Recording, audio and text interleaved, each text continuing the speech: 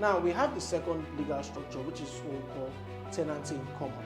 Now in tenancy in common, co-owners have distinct and undivided interest in the property, which means that each co-owner has the right to use a specific portion, of the property. They can use and possess a specific portion of that property.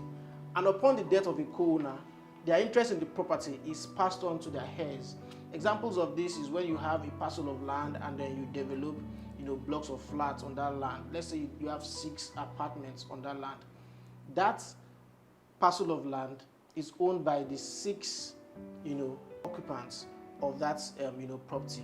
Now, when one person passes on, when one person dies, that person's property is passed on to his own heirs, right? You won't say because one person dies, you then pass on his apartments to the other person. That's tenancy in common. Now, if you own a parcel of land and then, the structure is tenancy in common, the same rule applies. Your portion or your stake in that property is passed on to your next of kin, is passed on to your heirs.